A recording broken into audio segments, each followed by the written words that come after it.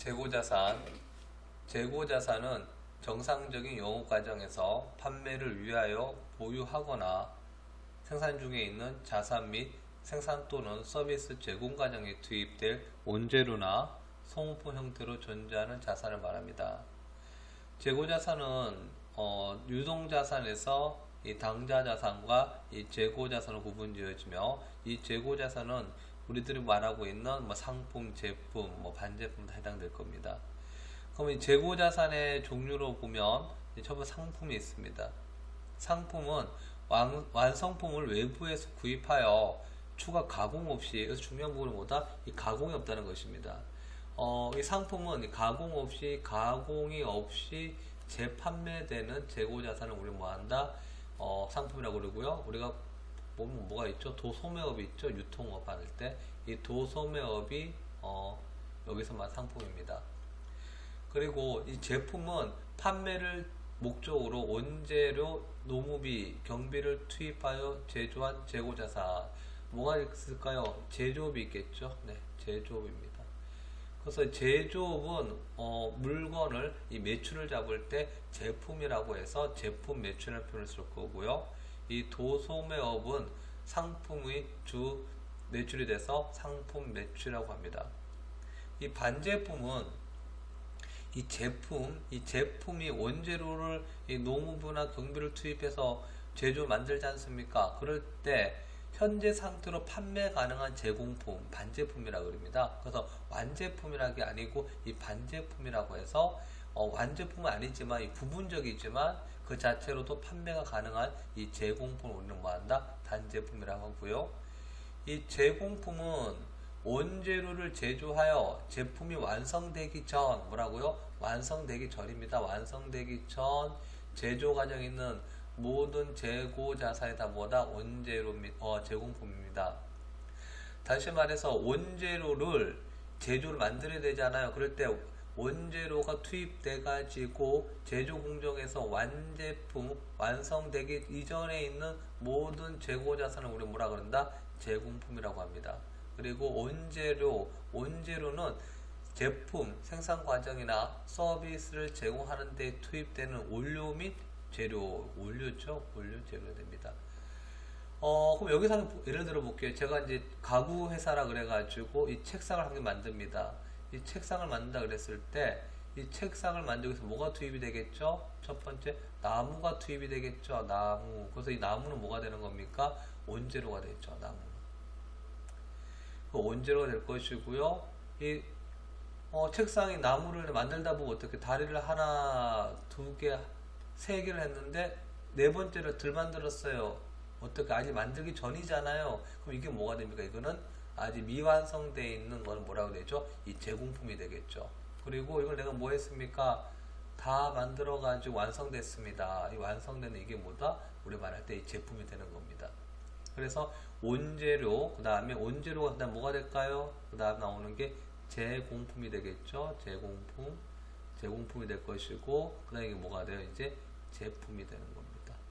이 제품 뭐죠? 완제품에 해당될 겁니다. 물론 반제품도 있지만 이거는 외로 되는 것이고요. 우리가 볼 때는 원재료, 그 다음에 제공품, 그 다음에 제품, 이렇게 기억해 주시면 되겠습니다.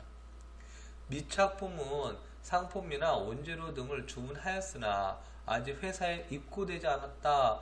우리가 수출품이나 수입품이 있을 거 아니겠어요? 그러니까 뭐가 되죠? 저희가 해외에서 중국이라든지 미국이라든지 일본에 이 수입품을 이제 원자료를 구매해서 주문을 했습니다. 그럼 아직까지 이게 어떻게 해요?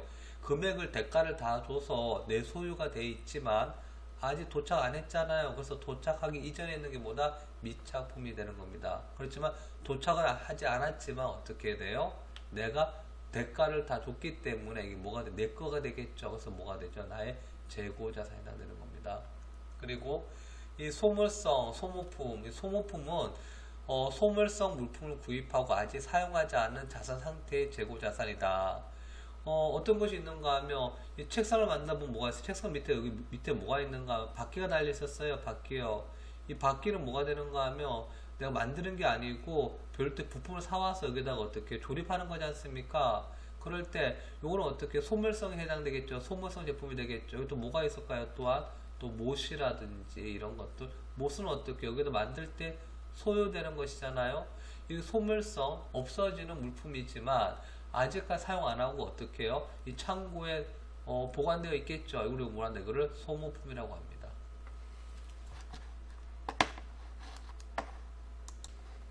그러면 이제 재고자산의 이제 취득 원가란 말을 한번 보겠습니다. 그럼 재고자산을 취득 원가를 할 때 이게 왜 다뤄주고 있느냐? 재고자산은 뭘 하는 거죠? 내가 물건을 판매하기 위해서 어떻게 해야 돼요? 물건을 내가 사오는 거잖아요. 다시 말해서 내가 도소매하는 업이라 그러면 상품을 사올 것이고, 그러면 상품이 재고자산일 것이고요.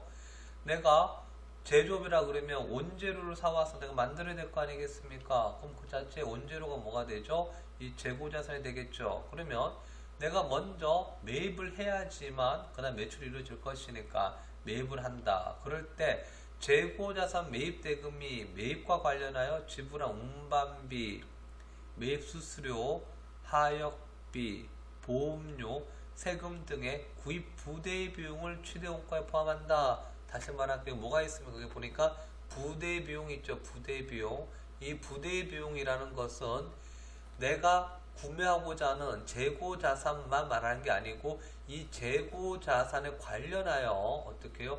내가 재고자산 이 원재료를 매입하기 위해 관련하여 추가로 내가 지불해야 되는 운반비라든지 기타 비용들을 우리는 뭐란다? 이거를 부대 비용이라 표현을 쓰고요. 이걸 우리는 뭐합니까? 취득 원가에다가 포함합니다. 뭐라고요?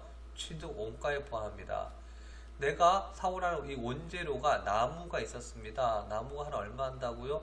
100원 한다 그럴게요. 100원 하는데 이 나무의 가격은 100원인데 내가 이 100원짜리 나무를 구매하기 위해서는 어떻게 해야 돼요? 별도로 뭐가 들어갔어요? 운반비가 들어갔어요. 운반비가 얼마 들어갔어요? 운반비가 별도로 들어갔는 게 이게 50원이 들어갔고요. 그리고 또한 이걸 어떻게 하는가?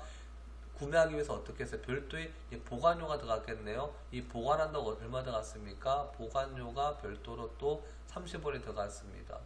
그러면 나는 이 나무를 구매하기 위해서 나무 구입비 100원만 들어간 게 아니거든. 뭐가 들어갔죠? 운반비 50원, 보관비 30원. 그럼 나는 얼마가 들어갔습니까? 들어가는 금액이 180원이 들어갔겠죠. 그러면 나한테는 뭐가 돼요? 180원에 뭐가 된다? 이게 취득 원가란 말입니다. 그래서 이 재고자산을 매입할 때 들어가는 이런 부대 비용 또한 어떻게 한다? 이 원가로 잡아서 재고자산 가격에 같이 포함시켜라. 그래서 보고 있는 겁니다. 다만 이게 있어요. 똑같은 운반비라고 하더라도 여기 보세요. 재고자산을 내가 구입 시에 구입이 있죠. 구입이나 매입 같은 말입니다. 매입 시 발생하는 운반비는 뭐가 돼요? 재고자산에 포함이 되겠죠. 그런데 구입 시, 매입 시 발생했는 운반비가 아니고요. 반대로 뭐가 있어요? 매출이에요. 매출은 뭐죠? 별도 판매한다 이 말이잖아요. 매출 시에 발생한 운반비는 뭐죠? 이거는 재고자산 아니고 뭐 한다? 별도로 운반비라는 뭐랍니까? 비용 처리를 해줘야 되는 겁니다. 뭘 해준다고요? 비용 처리를 해줘야 되겠죠. 그래서 우리가 이 비용을 잘 봐야 될 부분은 무엇인가 하면 이 운반비를 썼던 게 뭐다? 이게 재고자산 구입비냐, 매입했는 거냐, 매출이냐를 봐주시는 거예요. 그래서 매입 시에는 통상은 다 뭐한다? 다 취득 원가에 포함이 된다. 이렇게 봐주시면 될 겁니다. 매입 애누리와 환출. 이 매입 애누리는 매입한 재고자산 중 하자나 파손이 있는 재고자산에 대해 가격을 인하받는 것을 말하며, 매입 환출은 매입한 재고자산 중 하자나 파손에 있는 상품에 대하여 반품하는 것을 말합니다. 이 매입 애누리 환출은 둘 다 공통적인 말이 있죠. 뭐가 있었습니까? 여기 보면 하자나 파손 있죠.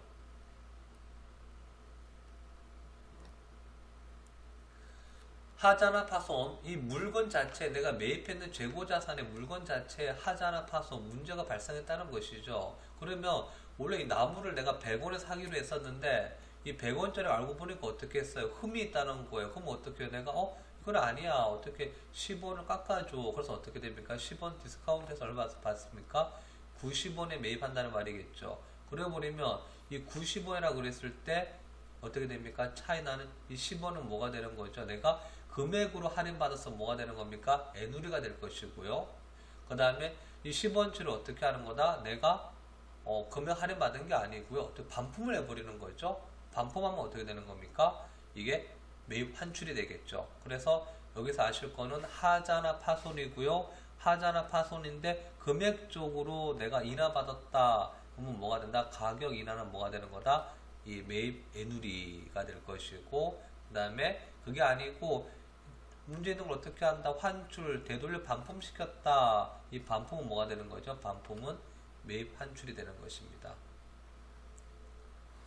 그럼 매입 할인은 무엇이냐? 매입 할인은 재고자사의 구매자가 판매 대금을 조기에 지급하는 경우에 약정에 의해서 할인받는 금액을 말합니다. 여기서 키워드는 무엇이 있는가 하면 조기입니다. 조기 결제입니다. 뭐라고요? 원래 결제일보다 어떻게 한다고요? 결제일보다 조기 결제한다는 말이죠.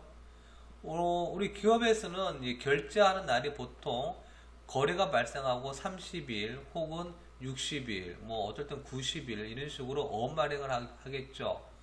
이 결제일이 어떻단 말이죠? 늦다는 말이잖아요. 그런데 이 결제일이 늦게 돼 있는데 어떻게 해요? 이거를 결제일보다 어떻게 먼저 조기에 결제를 하기 때문에 그 조기 빨리 결제한 만큼 뭐가 필요할까요? 뭐 금융 비용도 발생할 수 있을 거지 않습니까? 그래서 그 정도 되는 선에서 뭐 한다? 할인을 받는다는 거겠죠. 그래서 키워드를 보겠습니다.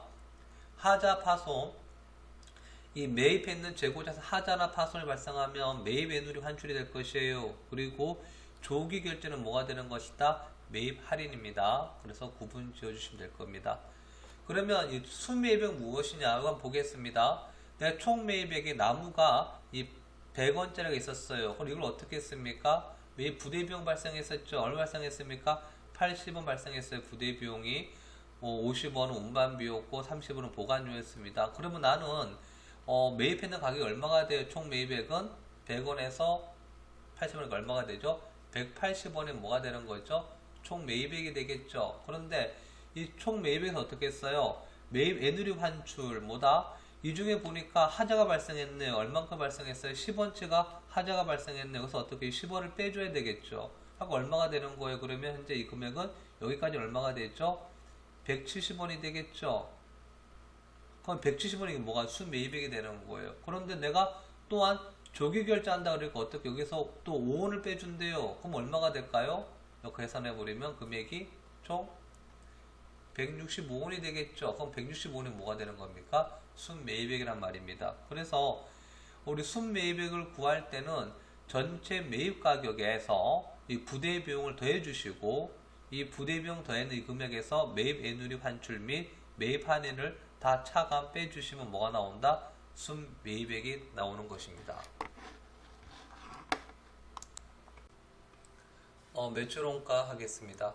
기업이 주된 영업활동을 통하여 수익을 창출하는 것을 매출이라고 한다면 이 매출원가는 이러한 매출이 이루어지기 위하여 투입한 비용, 이 원가를 말합니다.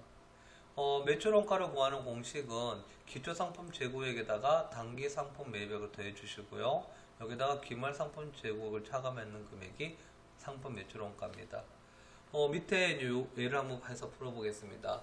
그 전에 요거를 이게 세로로 가로로 이렇게 쭉 해서 식 세울 수도 있겠는데요. 이거를 T로 한번 해보겠습니다. T자 계정으로 해가지고요. 한번 해보겠습니다. 상품 계정이 되겠죠? 상품 계정. 이 상품 계정에서 보시면 이 상품이 어떻게 해요? 자산이잖아요. 그럼 어떻게 차변에 더해주죠? 대변에 차감이죠. 그래서 이 기초가 맨 처음에 상품이 어떻게 넘어오는가 기초 상품이 되겠죠. 그래서 기초 상품 재고액이죠. 이 재고액이 얼마에 있어요?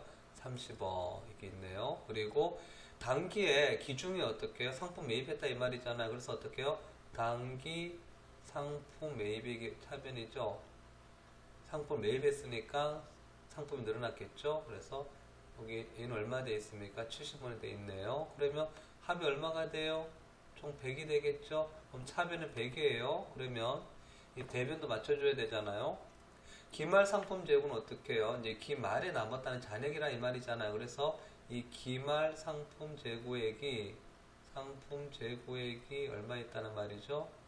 40원이에요. 그러면 여기에 이제 이 기중에 뭐 있는 거죠? 단기 중에 이 상품을 팔았다는 말이잖아요. 팔았으니까 이게 뭐가 돼요? 나갔으니까 이게 상품 매출원가가 되겠죠. 그러면 여기 상품 이 매출원가가 되겠죠. 매출원가다. 그럼 이 상품 매출원가를 한다 그러면 어떻게 될까요? 보시면 40원에 100들 얼마가 부족합니까? 이게 60이 돼야 되겠죠. 그럼 얼마가 돼요? 100 딱 되잖아요. 그래서 어떻게 되는 거냐? 이걸 T라 넣으셔가지고요. 그냥 차변에 어떻게 해요? 기초상품, 그 다음에 상품 매입 더해주시고 여기에다가 대변은 뭐 하죠? 기말 상품을 빼주면 상품 매출원가가 나올 겁니다. 이렇게 나올 수도 있어요. 이게 아니고 역으로 해가지고요. 만약에 여기서 뭐가 나옵니까? 상품 매출 원가가 나와 있고요. 기말 재고가 나와 있는데 오히려 뭐가 나오죠? 이 기초 상품이 안 나올 수도 있겠죠. 그럼 어떻게 하면 돼요? 상품 매출 원가에서 상품 재고액을 더해줘서 여기다 뭘 빼면 될까요? 기말 상품 매입 빼면 되겠죠. 그래서 여러분들이 보실 때는 어떻게 해요? 이 상품 계정, 이 T 계정을 그리셔가지고 이 문제를 푸신다 그러시면 뭐 꼭 상품 매출 원가가 아니고 뭐 기말 상품 재고액 묻는다든가 기초 상품액을 묻는다든가 단기 상품 매입 묻는다든가 이러한 별도의 다른 문제도 응용해서 푸실 수 있으실 겁니다. 공식 나와 있는 거 꼭 참고해 주시고요. 그러시고 밑에 있는 거 한번 풀어보시면 되시겠습니다.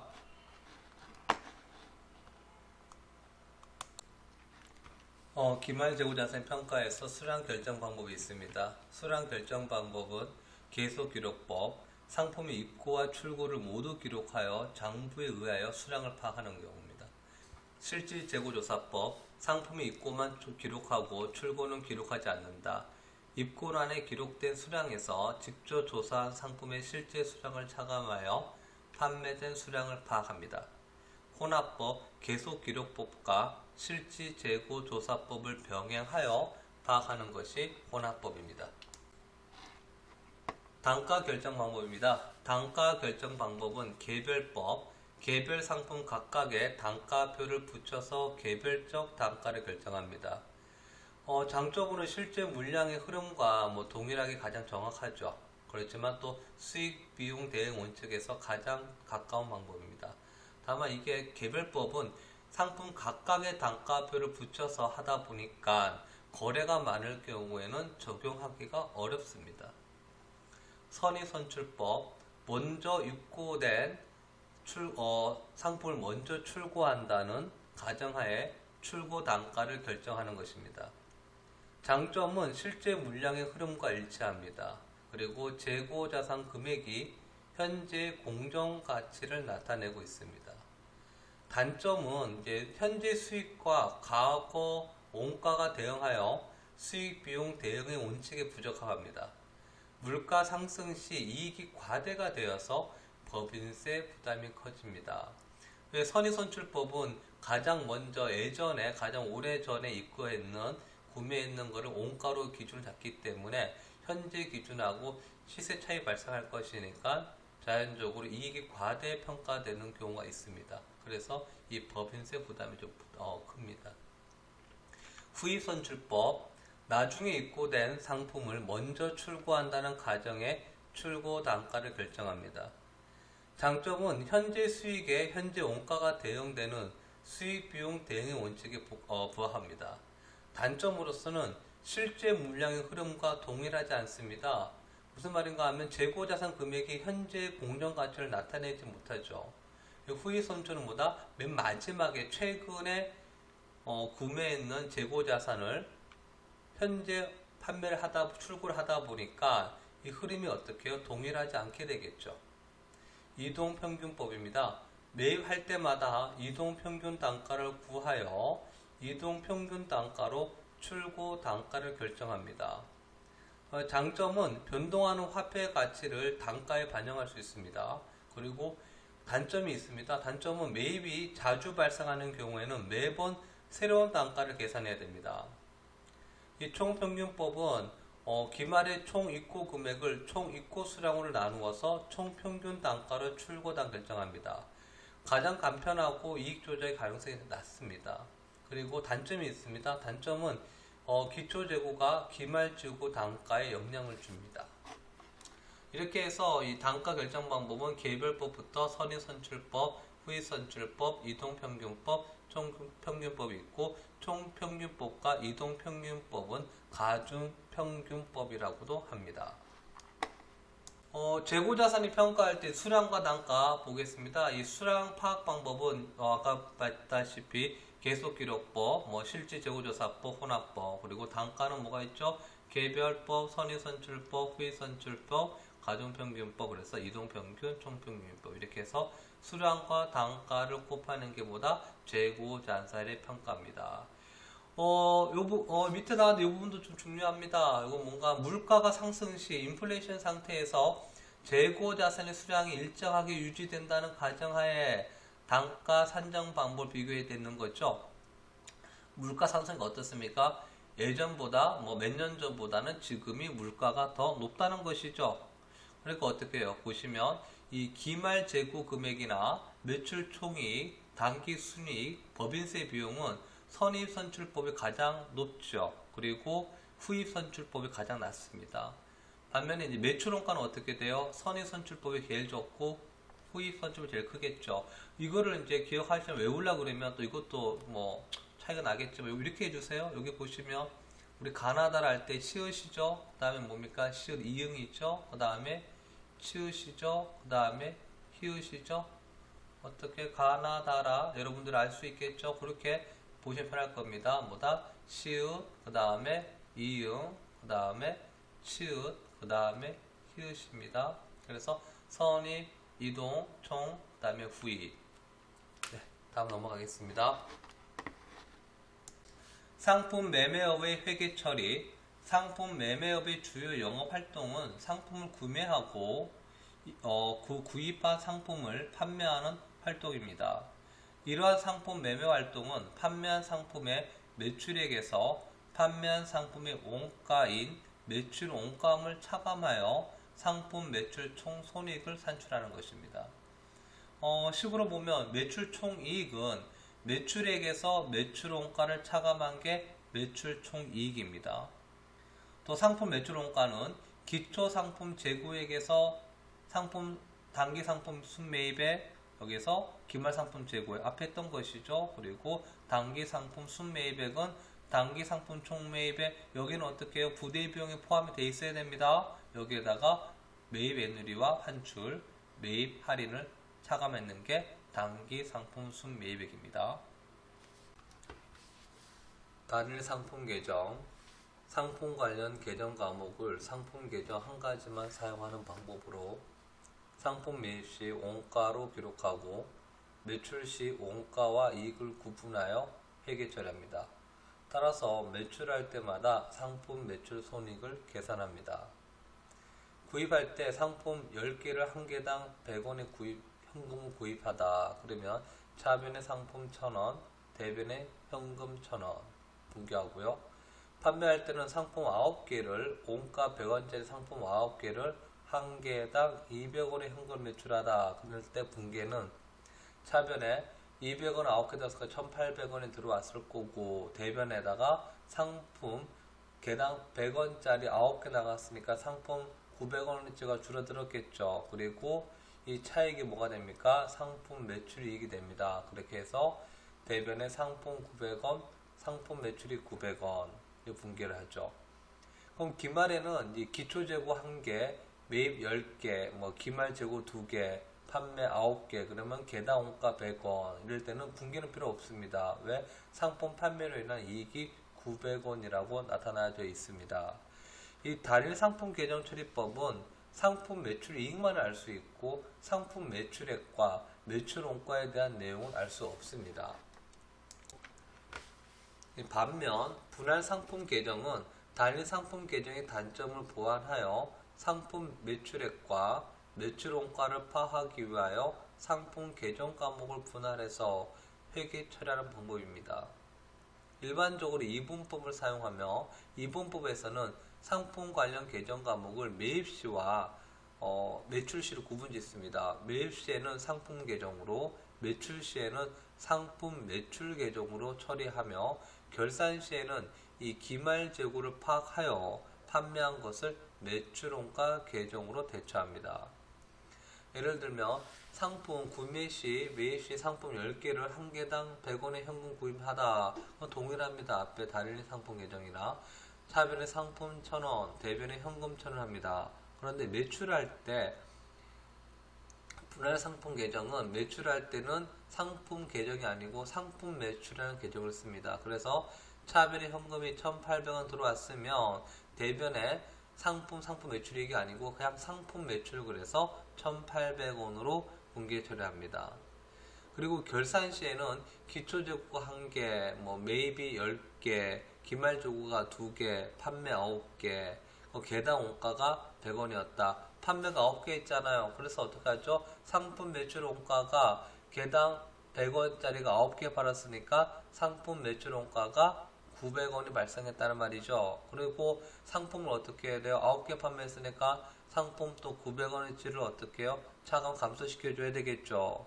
이렇게 분기처리가 어떻게 됩니까? 상품 판매로 인한 이익은 어떻게 구하는가 하면 상품 매출이 얼마 발생했었죠? 1,800원 발생했었고 상품 매출 원가가 어떻게 돼 있어요?